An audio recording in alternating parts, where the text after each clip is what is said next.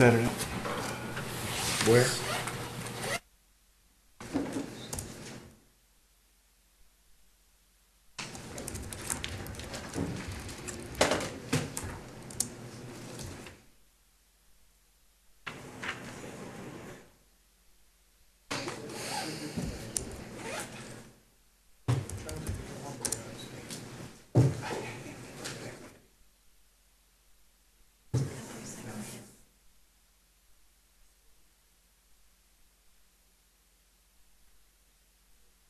I know. Okay. Corpus Christi. Shit. I was just giving you a date anyways. That's my story. I'm sticking to it. I'd love to do that. You know, 2-mile win in the morning.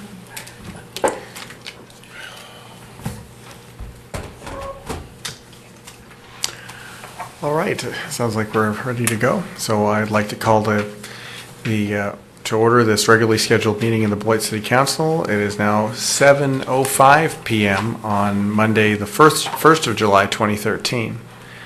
We have the roll call. Roll call shows all councilors present.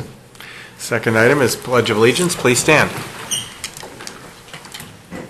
I pledge allegiance to the flag of the United States of America and to the republic for which it stands, one nation, under God, indivisible, with liberty and justice for all. 3, we have special orders of the day announcements. 3A is a proclamation recognizing July as Parks and Recreation Month. Mr. Vice President, Mr. Ramsey. Whereas parks and recreation programs are an integral part of communities throughout this country, including here in Beloit, Wisconsin, and whereas our parks and recreation are vitally important to establishing and maintaining the quality of life in our communities, ensuring the health of all citizens, and contributing to the economic and environmental well-being of a community and region, and whereas parks and recreation programs build healthy, active communities that aid in the prevention of chronic disease, provide therapeutic recreation services for those who are mentally or physically disabled, and also improve the mental and emotional health of all citizens. And whereas parks and recreation programs increase a community's economic prosperity through increased property values, expansion of the local tax base, increased tourism, the attraction and retention of businesses, and crime reduction. And whereas parks and recreation areas are fundamental to the environmental well-being of our community. And whereas parks and natural recreation areas improve water quality, protect groundwater, prevent flooding, improve the quality of the air we breathe, provide vegetative buffers to development, and produce habitat for wildlife. And whereas our parks and natural recreation areas ensure the ecological beauty of our community and provide a place for children and adults to connect with nature and recreate outdoors. And whereas the U.S. House of Representatives has designated July as Parks and Recreation Month. And whereas Beloit, Wisconsin recognizes the benefits derived from parks and recreation resources. Now therefore the City Council of the City of Beloit does hereby proclaim the month of July as Parks and Recreation Month in the City of Beloit, presented this first day of July 2013.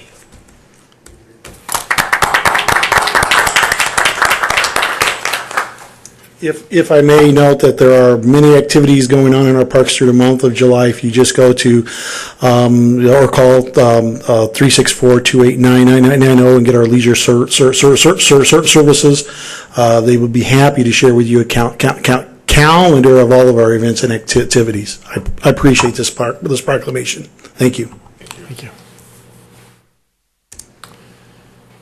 Item 4 is public hearings.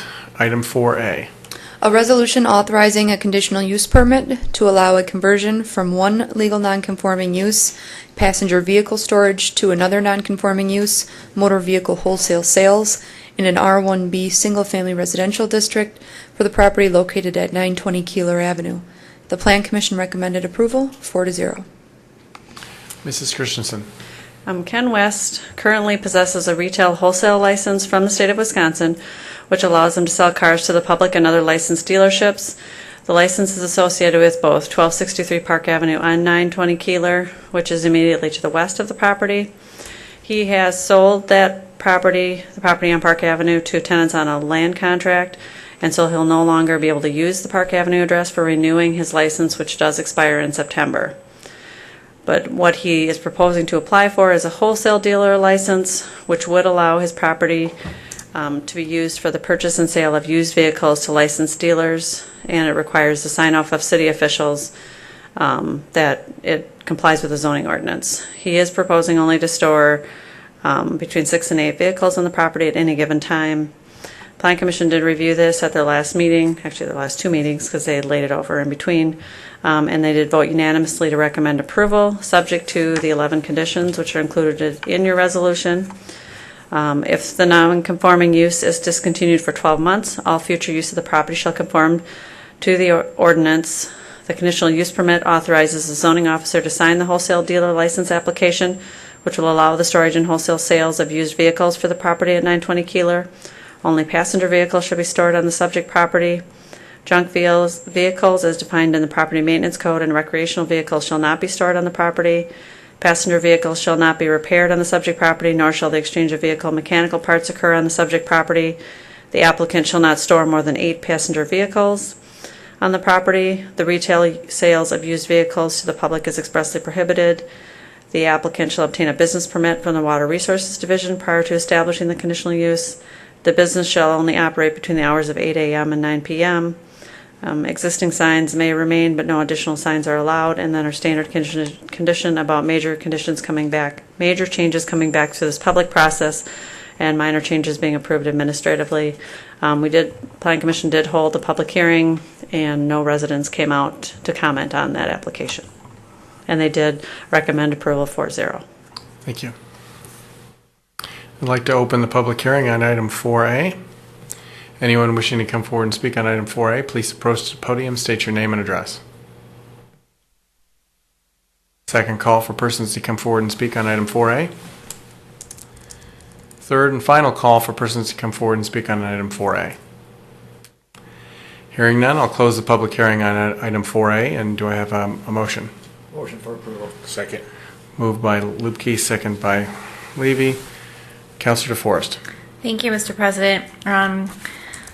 In my opinion, it does seem that the proposed use is less harmful than the sale of vehicles in this area of used cars, so I'm pleased with the change. I think it will actually be an improvement, and I'm glad that Ms. Christensen's staff included the conditions that were included about not allowing the storage of junk vehicles and not allowing for the repair or exchange of parts on vehicles, and the business hours, stipulating those as well. And just wanted to make sure that the owner feels comfortable with those changes and is agreeing to those, if there's any feedback on that.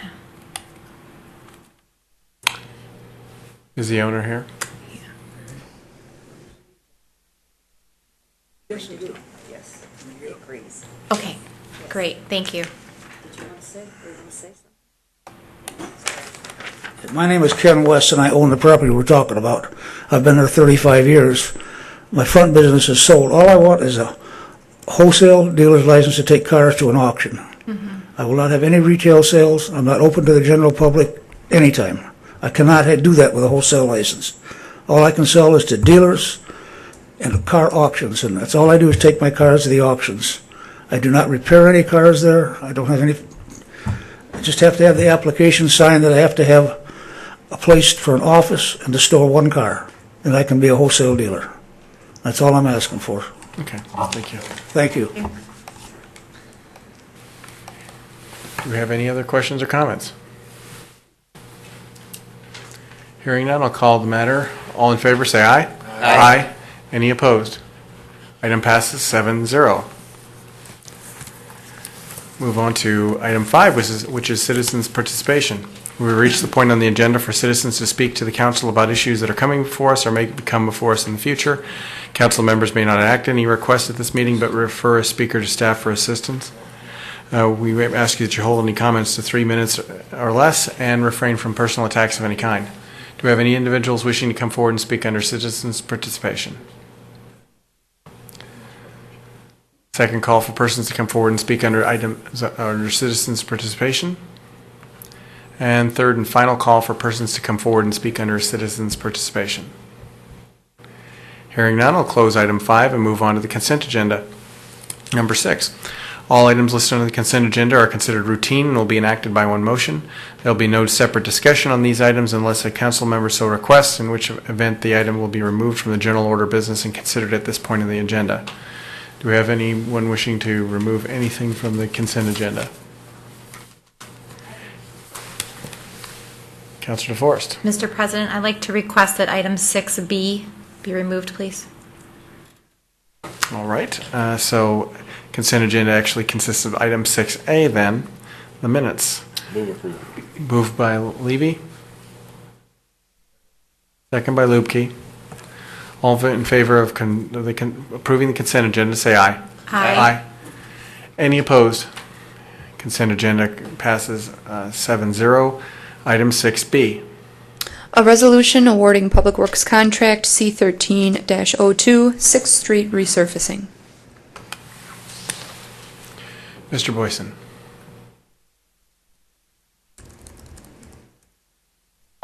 This is a project that would resurface 6th Street between Liberty Avenue and Maple Avenue. Spot curb and gutter repairs along the manhole adjustments and new striping are also included. The project has been bid. One acceptable bid has been received and is recommended for approval. Rock Road Companies is the considered responsible bidder for the project. The cost of the project would be $342,837.06 for construction, along with the standard change order provision for $51,162, for a total of $394,000. It's recommended that the bid be awarded as recommended.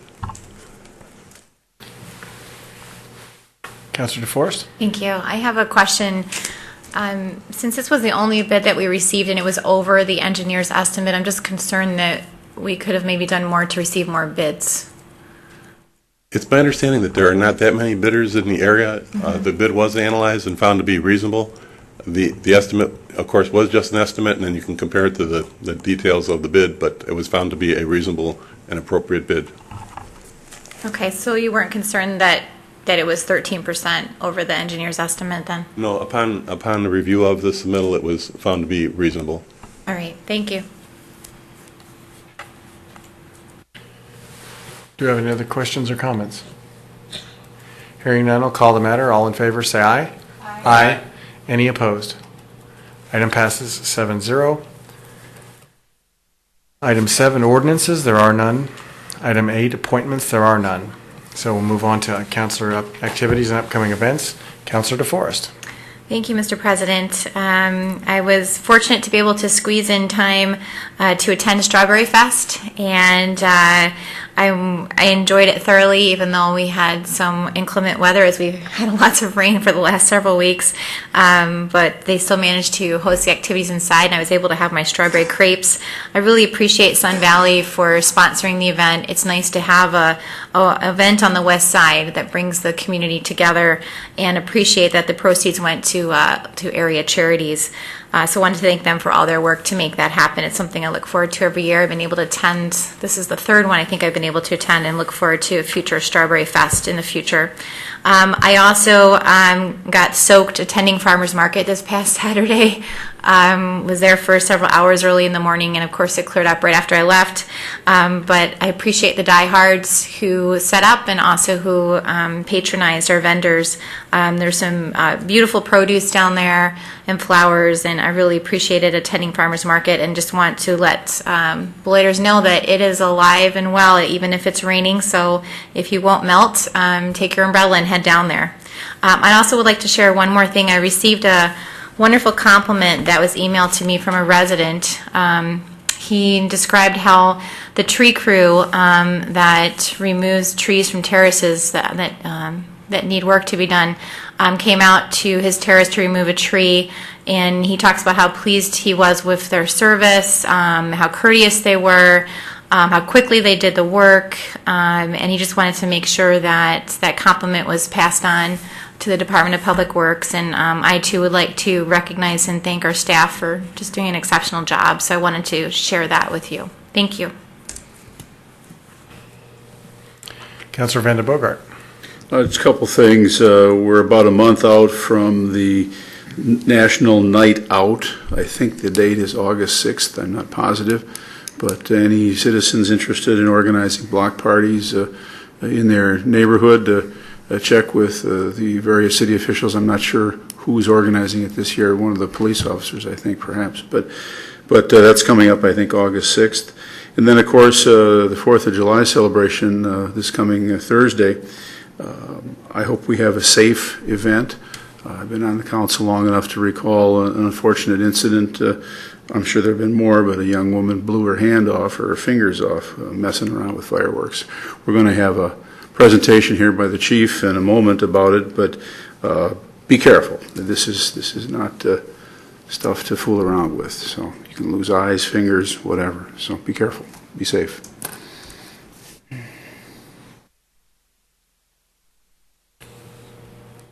Councillor Kincaid. I have no report this evening. Councillor Lubke. Just a brief thank you to the City of Beloit and various departments. Again, yesterday, for probably the 25th time in the last 30 years, Beloit was showcased on a beautiful Sunday morning with our triathlon. Over 100 people were there.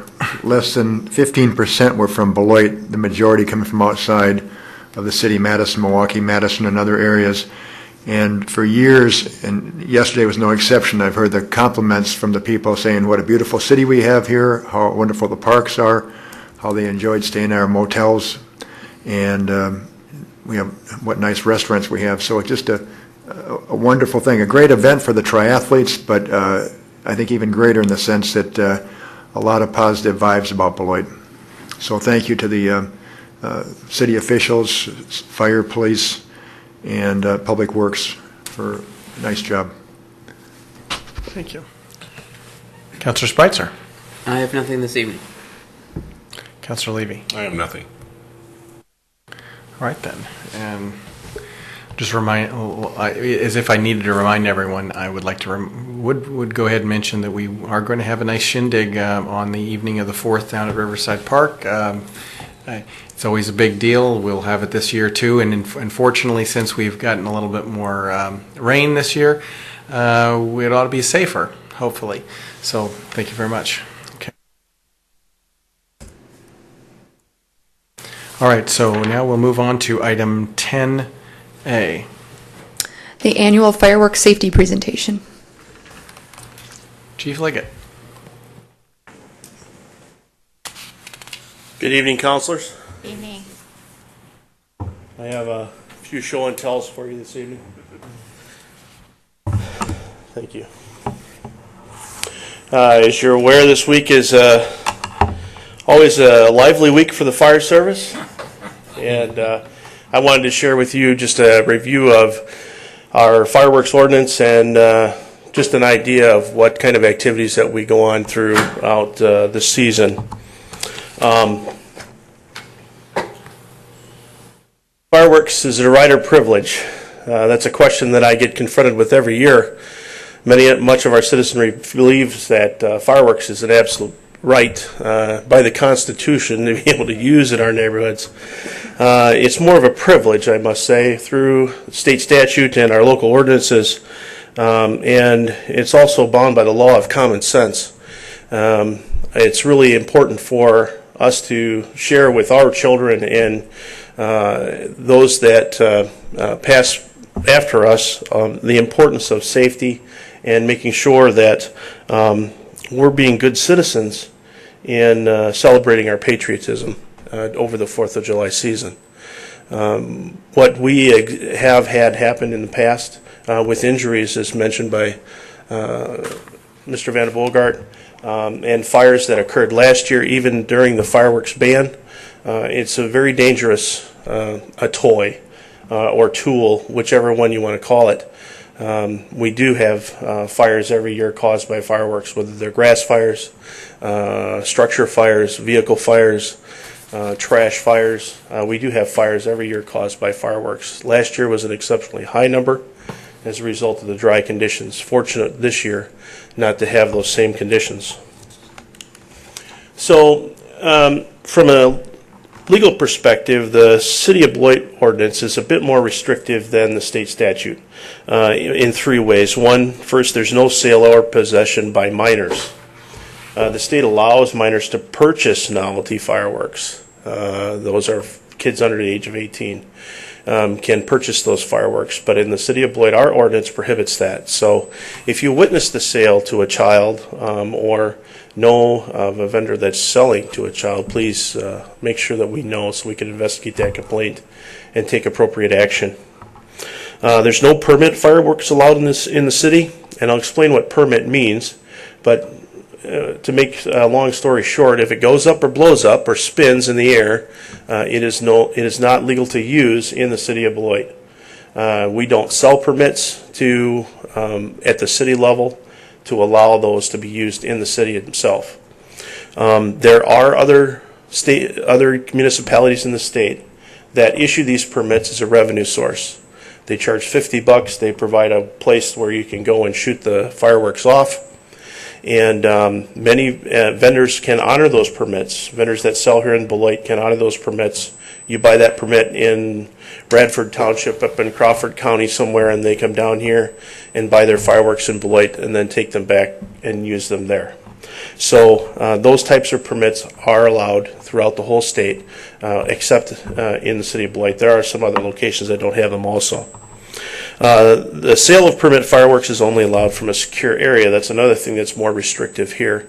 We require behind-the-counter sales so that someone can't walk up and pick up a firework and set it off in the establishment. It has to be packaged and then given to the person who's purchasing it to leave the building that way. So there you can't directly view the permitted fireworks. They have to be purchased from behind the counter. What about illegal sales? We have had in the past illegal sales of fireworks. Some citizen goes to Missouri, buys a trunk full of fireworks, and comes sells them in our neighborhoods. Happens on a regular basis. We try to deal with those complaints when they occur. We work with the police department. When we hear about these sales, they're very mobile. They're not in a fixed facility, so it's very difficult to enforce the law. And those folks move on very quickly, sell their trunk out, and make a bundle of money. Show fireworks is another place where we've had a problem, and I have a couple of examples of what those are here. This is sorry about that. Yeah, it didn't blow up. These are inert, by the way. These are just models, clay models. This is what a shell would look like, a cylindrical shell. And the inside shows, this is the lift bag that makes it go up in the air, the powdery, sparkly stream below it, a first shell and a second star, a first star and second star. That's how this one particular one would work. This is about a 3.5-inch, 4-inch shell, and the fuse on this is only about maybe a sixth of a second.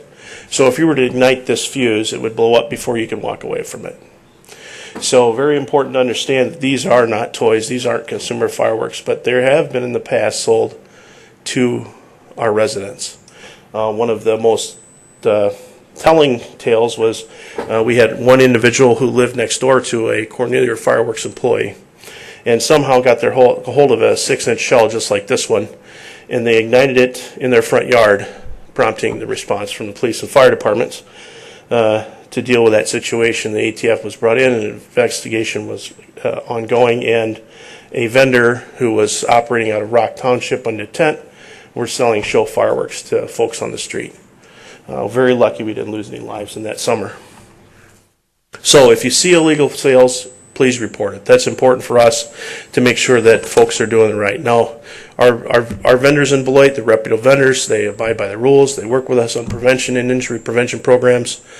But if they're not doing it right, folks that are selling out of the trunks and out of the back of trucks, those are the folks we want to get at. Let's talk a little bit about the 4th of July show.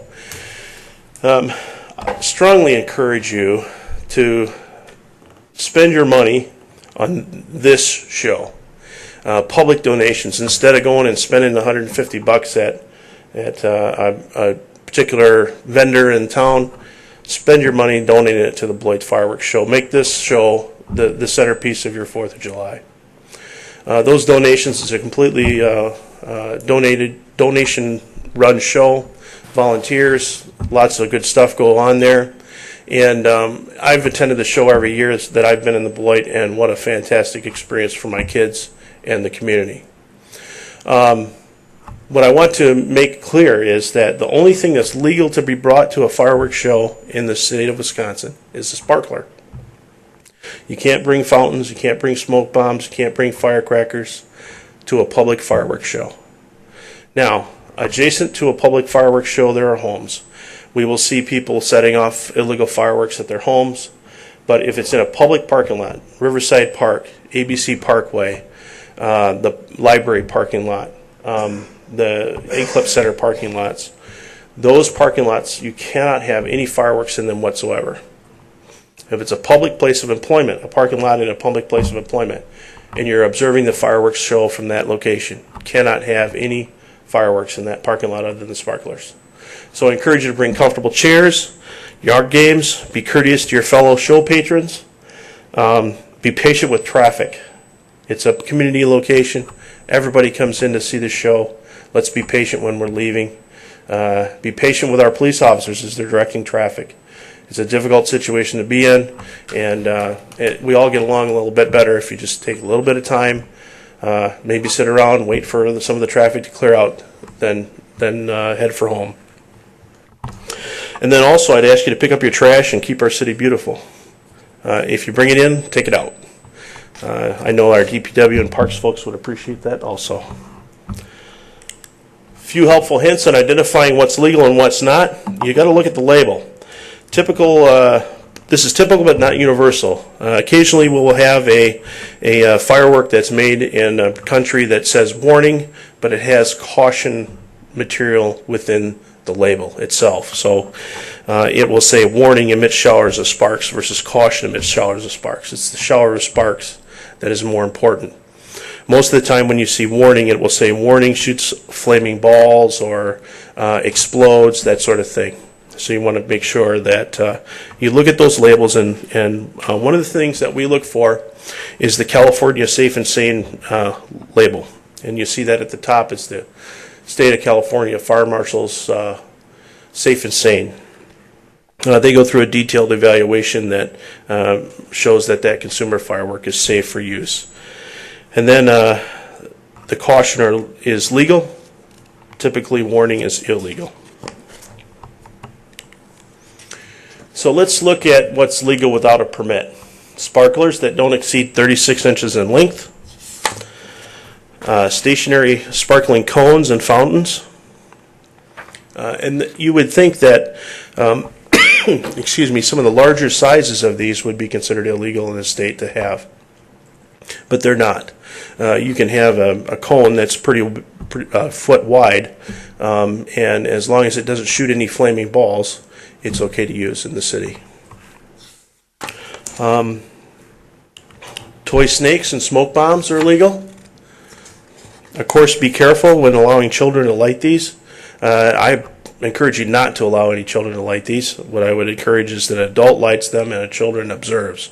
That is the recommended practice, and we encourage you to do that. Caps and noise makers, those are common. You see children using them. What's illegal in Beloit? Well, this is illegal in Beloit and also illegal in Wisconsin without a permit. Remember this term, if it blows up, it's illegal. So firecrackers and salutes are illegal in the state. You see some here that are manufactured. The colorful ones are typically from a manufacturer. The paper cylinder ones are actually homemade. Very dangerous situation, and there have been a few homes in the state where hazardous materials incident has been declared when they discovered these home fireworks making factories. If it goes up in the air, it's illegal. Rockets, bottle rockets, Roman candles, and mortars, they're all illegal. The mortar that you see at the bottom left of the page is exactly the type of mortar that was in place the night that young lady injured her arm. What was happening is she was holding the firework in her hand, ignited the firework. The mortar was loaded upside down in the tube and shot through the bottom of the tube through her hand. So just improper usage.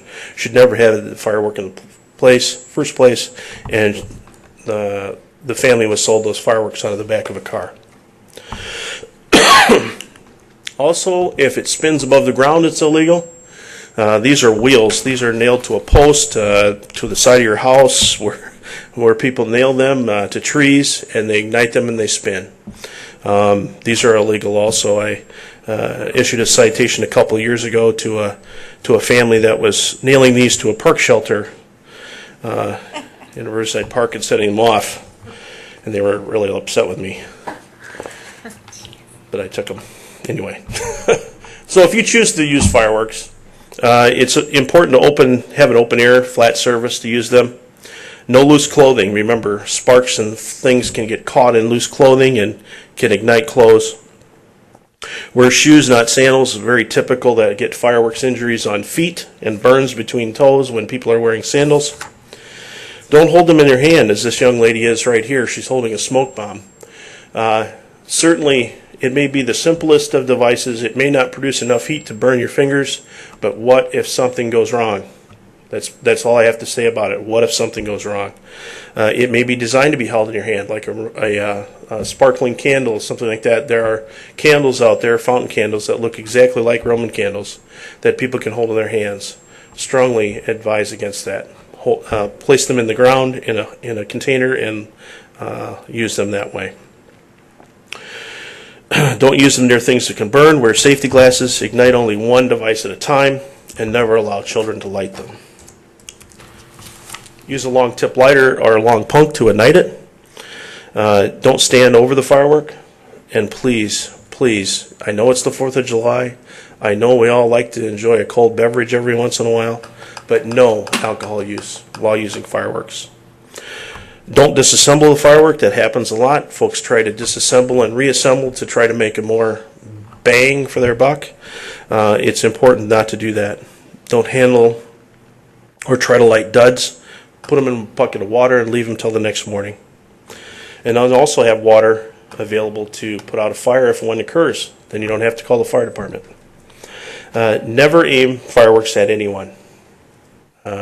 We have had a fireworks wars in the past, and we don't want to see those things in the future. If you choose fireworks, respect your neighbor. Avoid shooting them after 10 p.m. We have a noise ordinance in place, folks. It's really important not to shoot these off after 10 p.m. We don't want to bother our neighbors. And remember, not everyone likes fireworks. Your neighbors might not like them, and you're bothering them. It's important to understand that. And clean up your mess and allow cool down time. Don't take your fireworks, pick them up, and put them in the trash can next to the house. We may very well be going to your home for a fire. And remember, fireworks affect everyone, including our pets. And it's important to understand to be respectful of those who may be out walking their pets in our neighborhood while you're enjoying fireworks. And last but not least, forgot that one. Sorry about that. There was the pet one. Sparklers are not so sane. Even though we allow these as the only firework at a fireworks show, sparklers burn at 18 to 3,000 degrees. 16% of all fireworks injuries are due to sparklers. 7% of fireworks injuries in children under 5 are caused by sparklers. So I know that many parents would allow a child to carry a sparkler around or to whip it back and forth to make a design. But that is extremely dangerous and causes most of the injuries that we see in fireworks in children under 5. So strongly advise that you place the firework in the ground or in a glass bottle or a jar and set the firework off with, or set that sparkler off so that the child can enjoy it but is not having it in their hand. With that, are there any questions from the council?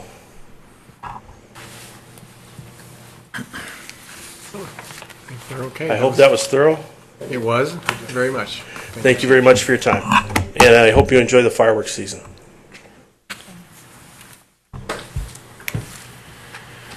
Right, and we'll move on to item 11, which is reports from boards and city officers.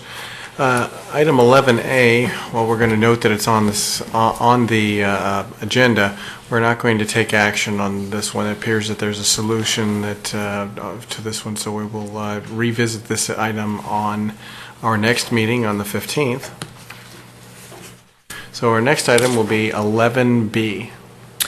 A resolution approving the 2012 to 2016 Parks Open Space and Recreation Plan. The Plan Commission recommended approval 4-0. The Park Recreation and Conservation Advisory Commission recommended approval 5-0. Mr. Ramsey. Thank you. Thank you. It's a pleasure to be here tonight. I'd like to just show you a brief PowerPoint, which we prepared for tonight, and which highlights the concepts of the Parks and Open Space Plan. With me tonight is Todd Stanton, who is from Design Perspectives, who helped our consulting, who helped to develop this plan for us. Basically, the purpose of the plan is to update and revise the previous plan from 2006 through 2010. Preparing the plan in accordance with the guidelines that will make the plan certifiable by the state of Wisconsin, DNR, and qualify us for any future grant funding. And last but not least, conduct the needs assessment for the community parks and recreation programs. Basically, within the plan, there's basically 6 areas. One is to introduce an introduction, a statement of the overall philosophy of Parks and Recreation Services delivery. 2 is the community demographics. 3 is a review of the current services. 4 is to review the needs of the community. 5 is the goals and objectives for the next 5 years, and at some points beyond that. And last but not least, how do we implement the plan? Some things we want to highlight and talk about tonight were basically how the results of the survey we had conducted went. We had 583 responses, which exceeded our goal of 500 returns that were anticipated. Excuse me. We had 77 indicate that they were either familiar or very familiar with the division. We had 87% of them were either satisfied or very satisfied with parks and our facilities. 95% of those were respondents were satisfied or very satisfied with the recreational services that we provide. Some of the other highlights when it talks about the amenities within the plan, talks about 64% enjoy our walking paths and trails. 63% enjoy our park benches. 62% use our lagoon on a regular basis. 49% use our park shelters at least one time a year, if not more. 48% utilize the concessions areas we have, and we actually have 2 of them, one at the lagoon and one at the pool, of course, that we operate. And 42% utilize our pools. 35% use our paddle boats. These were some of the top percentages that were returned for areas that were used. And where are these areas found? All these areas are found primarily in 3 of our top parks. Our top parks that are utilized were Riverside Park, Telford Park, and Big Hill Park.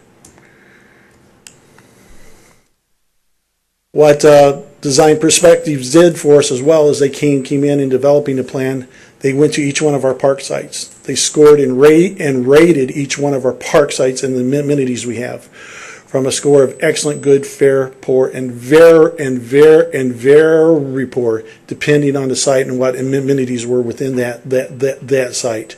All those exist within the plan that we can utilize as we develop our capital plan.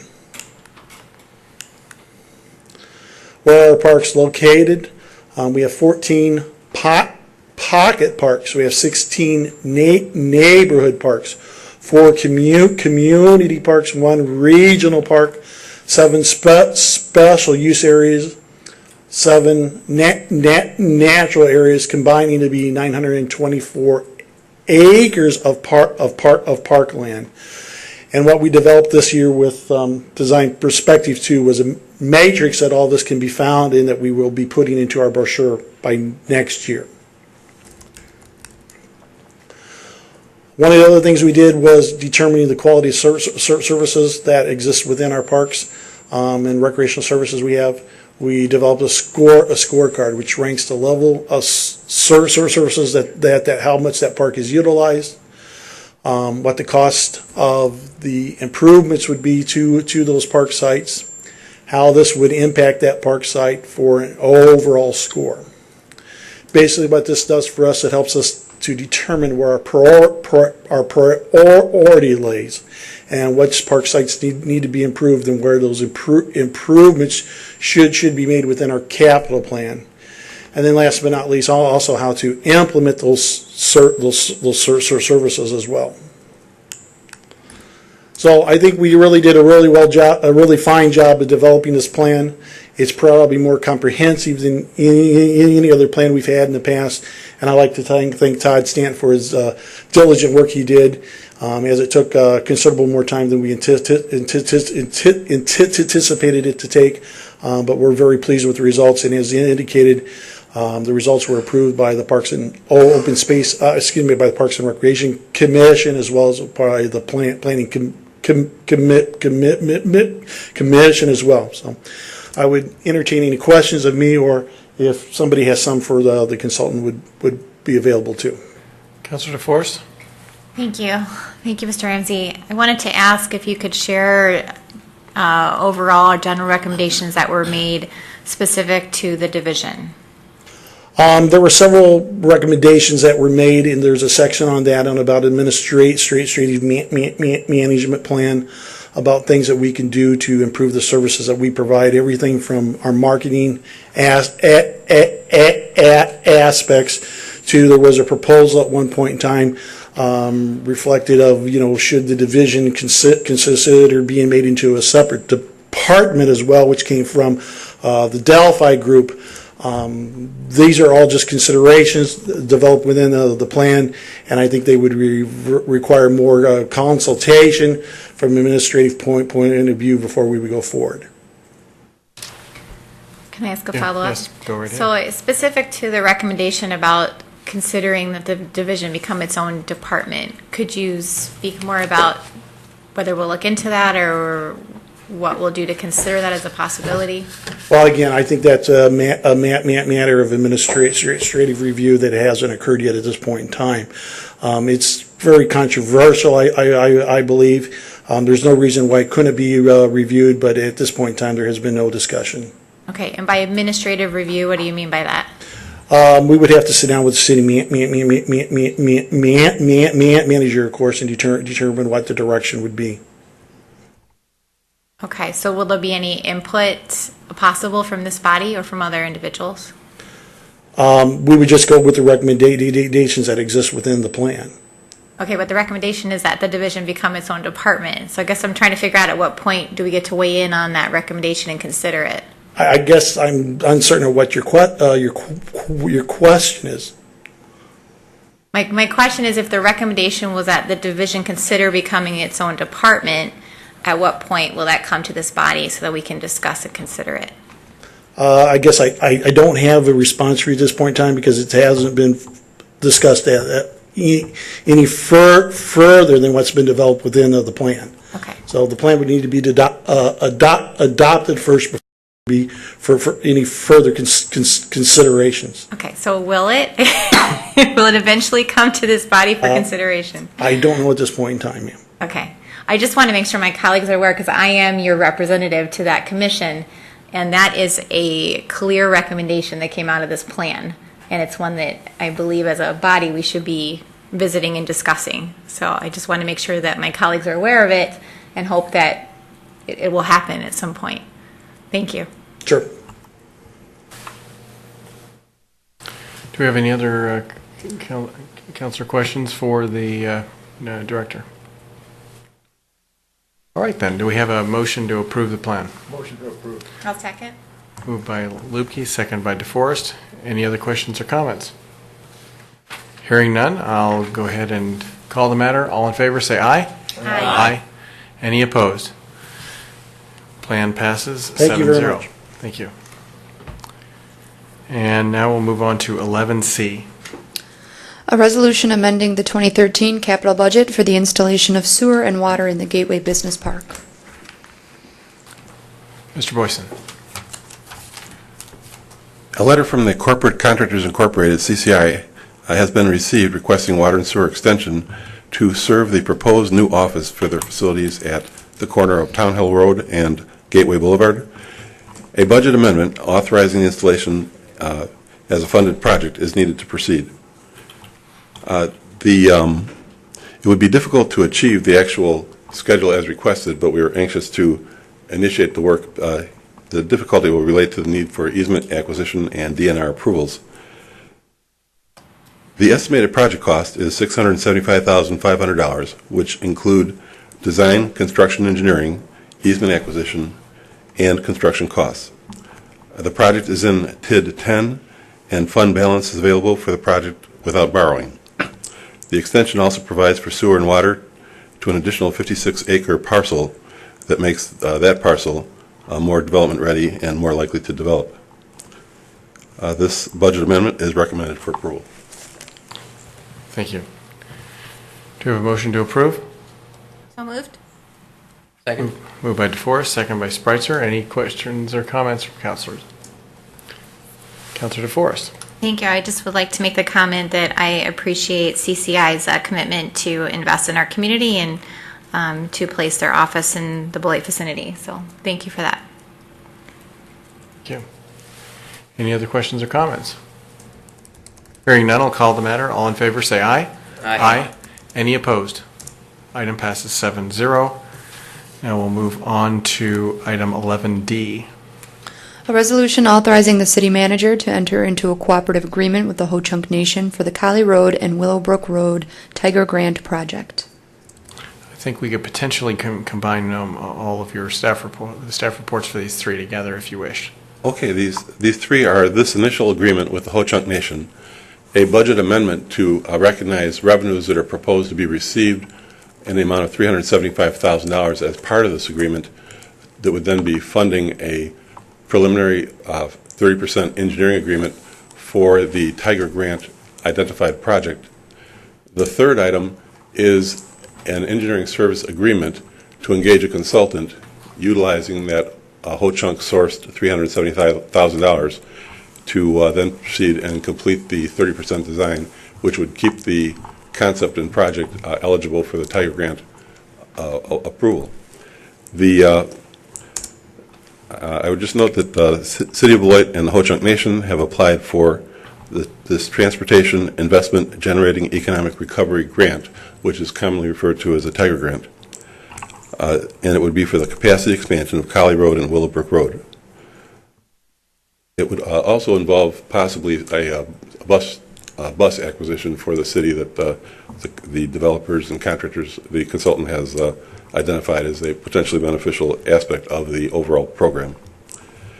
The agreement allows for $1.9 million of tribal transportation program funding for the Tiger Grant project, of which $370,000 is available for this initial engineering.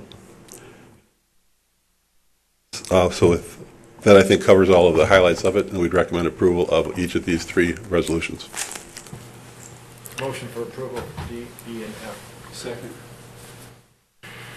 We're going to have separate votes for it, but so let's go ahead and table it. Start with D. Okay, so moved by Lupke, second by Vanda Bogart. Councilor Vanda Bogart. Thank you, Mr. President. A question, Mr. Boyson. The contracts or these three resolutions talk about dealing specifically with Jewel Associate Engineers, Inc. It's somewhat different than our usual bidding process. Can you explain to those that might be watching or interested why we're not going through a regular, normal bidding process and how we're going directly to Jewel rather than an open bid situation? The Tiger Grant timing requires that this 30% engineering be completed by the end of September, and that's an extraordinarily tight time frame. The Jewel Company was originally engaged by the Ho-Chunk Nation to perform the compilation of the Tiger Grant, so they are uniquely aware of the details of the project and the grant objectives. They have done a significant number of projects in the past with the Ho-Chunk Nation, and that close coordination and knowledge of their functionings we believe is important. There are a number of provisions in the cooperative agreement, the first item on the agenda, which has to do with procedures for coordination and communication. We're confident, and the nation and the consultants are all confident they can meet all of those types of requirements seamlessly. We believe that any other consultant would almost certainly have a very difficult time doing that. The process of going out for these multiple proposals would be very time-consuming with this very limited window that we have available to do this. The consultant, Jewel Consulting Engineers, has engaged the Batterman Engineering Company as a subconsultant with their original Tiger Grant compilation, and also for this 30% engineering, which they have done the initial design on a number of these road corridors, so they're also uniquely qualified. So we feel it's a very excellent proposal. It's an extraordinary time frame, and we feel we have really the perfect fit that can meet this time frame for this very substantial grant.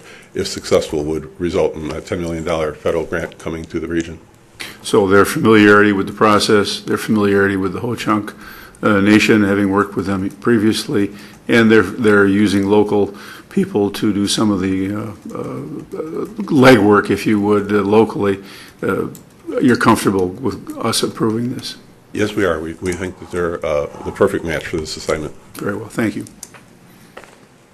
Councilor DeForest. Thank you. I actually had the same questions, and I wanted to check with Mr. Casper if we're on safe legal footing since we're going around the bid process, the typical bidding process.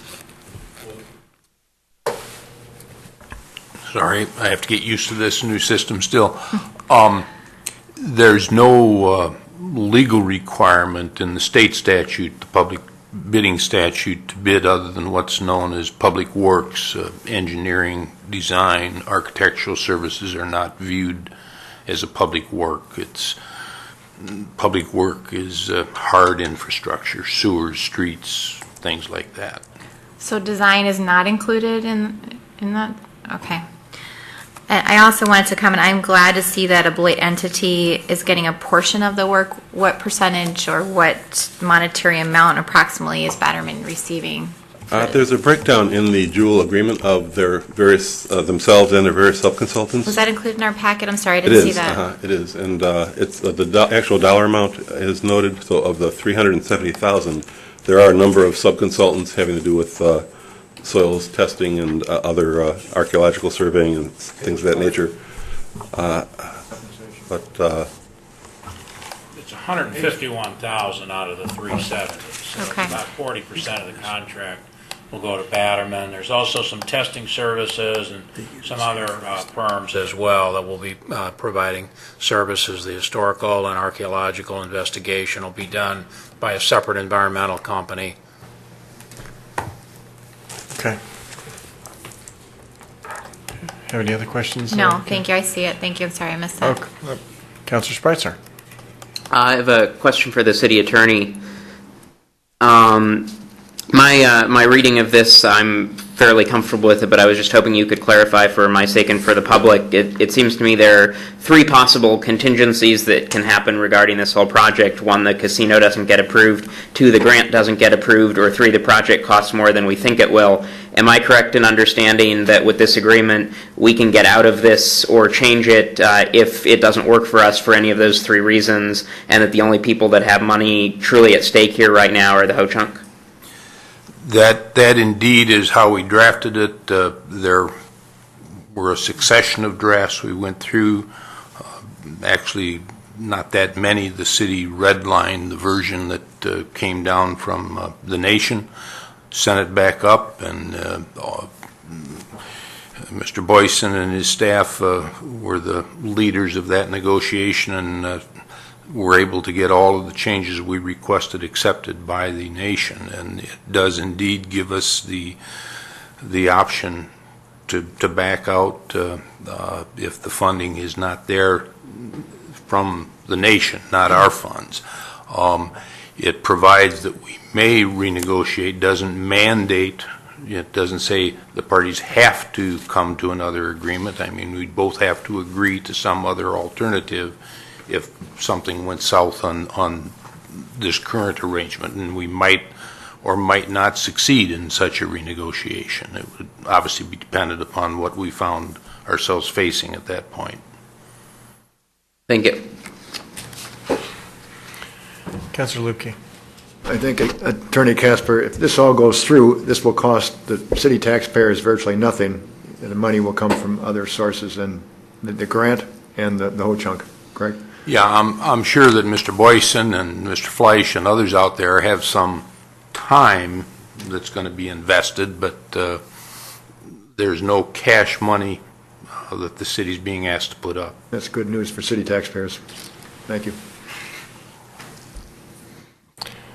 Councilor DeForest. Thank you. I was feeling comfortable with this until your statement that you just made, Mr. Casper. So I just want to make sure I understand what you just said, that if one of the contingencies that Councilor Spreitzer outlined were to occur, my understanding was that we could walk away, but it sounds like you said we would have to renegotiate and the Ho Chunk would have to be an equal party in that negotiation of how we would revisit this particular agreement. It says we may renegotiate.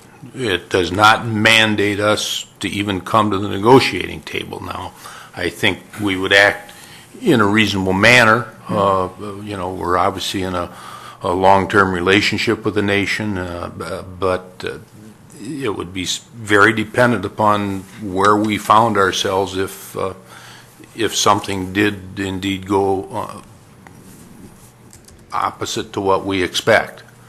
Mr. President, it actually goes even a little beyond that. It says either party can terminate the agreement if the grant is not approved. That's the language we wanted in there. If that grant is not approved, which is also supposed to be in the month of September, should be occurring close in timeline to the completion, the 30% completion point of this preliminary design contract. If that grant is not approved at that point, we will sit down with the Ho Chunks. We will cancel this agreement. We will negotiate a new agreement with a different scope of services in it that more closely matches what was put in the original intergovernmental agreement last year. Right now, the grant application is active. In order to remain eligible for that grant, we must complete this 30% design standard by the 30th of September of this year. The only way we can possibly meet that timeline is to negotiate a contract with the design firm that prepared the grant application in the first place. They're more than conversant with this project and understand not only the particulars of this particular design assignment, but they also understand a number of administrative processes that the nation must go through with the Bureau of Indian Affairs relative to their use of those grant funds for this project. So this firm is uniquely qualified. And just to clear the air, legally there is no bidding requirement for professional services. Design firms, engineering firms are prohibited from participating in competitive bid processes. There is a requirement in the city's purchasing standards and regulations that provides for a cutoff point above which we normally request proposals from at least 3 consulting firms if we're doing a planning contract, engineering, architectural design, and the city's standard policy is to request proposals from various design firms before we do final interviews and make a recommendation on selection of a firm for a specific project. For all the reasons Mr. Boyson has stated, that is not practical in this case, and there's absolutely no legal requirement that the city do that. It's a best practice, and we follow it on a regular basis, but in this case, it's not possible. Councilor Spreitzer. One additional clarification question, either for the city attorney or Mr. York. At the very end of the agreement, Mr. York is required to sign that he's certifying there are sufficient funds available to pay the liability incurred by the city pursuant to this agreement. I'm assuming that's just a formality of language. Are there any funds that are required that we are liable for as a result of signing this? Well, no, but that is not only a standard provision of any contract document that's always in there that the Director of Finance signs off, but in fact, the second resolution you're approving tonight is the supplemental appropriation. Even though this funding is coming from the Ho-Chunk Nation, it is coming through the city. The city is going to be the party contracting with the design firm, and so we have to have that legal appropriation in place before we can execute that contract. That's why that item is number 2 on the of the 3 items. It's the second one in the list there, because that's got to be done before we can approve the contract, and that's what the finance director checks, make sure there's a lawful appropriation in place for each contract before we execute it. Thank you.